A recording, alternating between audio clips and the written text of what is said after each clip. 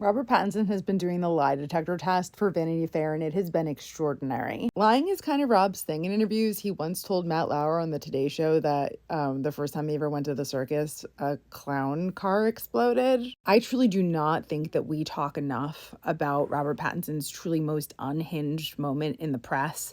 Like, this is my Roman Empire, and I believe that this was sincere. I don't think this was a gag, and this is when he used his 2020 GQ profile as proof of concept for a little handheld pasta dish that he wanted to make. I need you to buckle in because I'm about to go through this. And again, like, this is real. Like, he really wanted to do this. Before you comment that this was a gag, please watch this whole video. In 2020, GQ did a profile on Rob. He took all these pictures himself because he was in self-isolation. They're delightfully unhinged. His profile was ostensibly to promote Tenet, and he had also just been cast as Batman. But what he really wanted to use this profile for was to launch a proof of concept for his handheld pasta creation. And I'm not kidding. Last year, Rob says he had a business idea. What if he said to himself, pasta really had the same kind of fast food credentials as burgers and pizzas? I was trying to figure out how to capitalize in this area of the market, and I was trying to think, how do you make a pasta which you can hold in your hand? He says he went so far as to design a prototype that involved the use of a panini press, and then he says he went even further, setting up a meeting with Los Angeles restaurant royalty Lili Massimini, the co-founder of Sugarfish and the Santa Monica pasta restaurant Uvo.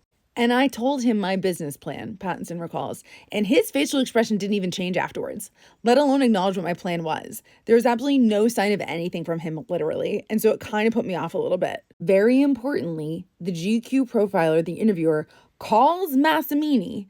He says it's 100% true. Everything Rob told you. This meeting did happen. Undeterred, Rob names his sandwich. He names it Piccolini Cuscino, which translates as little pillow. And he says, I thought I'd give the product another go with you. Now, like, if I say it in GQ, maybe like a partner will just come along. And he had said in the 2022 profile that they did for him when the Batman was coming out, he said that wasn't a joke. I really thought it would serve as proof of concept. So on this Zoom call, here's what Rob takes out of the bag. He takes out of his bag a gigantic dusty box of cornflakes. He said he needed breadcrumbs, but cornflakes are basically the same. So that's what he got. A gigantic novelty lighter because he wants to do a flambe. 9 packages of pre-sliced cheese. 9 times this. Sauce. And the interviewer says like ketchup, and he just goes sauce, sugar, and aluminum foil. The penne pasta that he uses was already in his house. Obviously, that's going to be the cornerstone of this handheld pasta dish. He puts on latex gloves and he says, so obviously, first things first, you got to microwave the pasta. He pours dry penne into a cereal bowl, covers it with water, places it in a microwave for 8 minutes. While the penne in the water microwave, he takes the foil and he begins dumping sugar on top of it. I found after a lot of experimentation that you really need to congeal everything in an enormous amount of sugar and cheese. So after the sugar, he's got a base of a ton of sugar. He opens his first package of cheese and begins layering slice after slice onto the sugar foil. Then more sugar. It really needs like a sugar crust. So now we have sugar, cheese, sugar.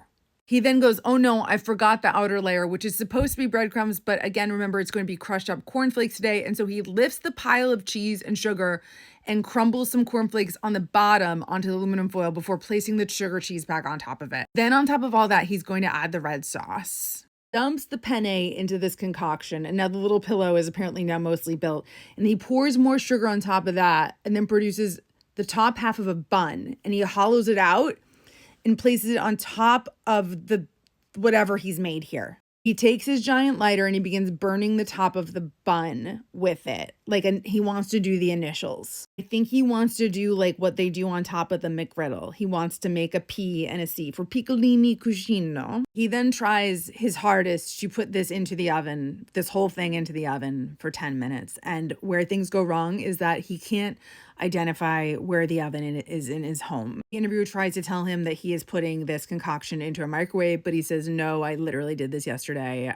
This is crazy. It's going to look like I can't cook at all. A lightning bolt erupts from the oven/microwave because it's actually a microwave. And then the electricity goes out. And he says, yeah, I think I have to leave that alone now. He picks himself off the floor because he'd fallen on the floor when the microwave went on fire.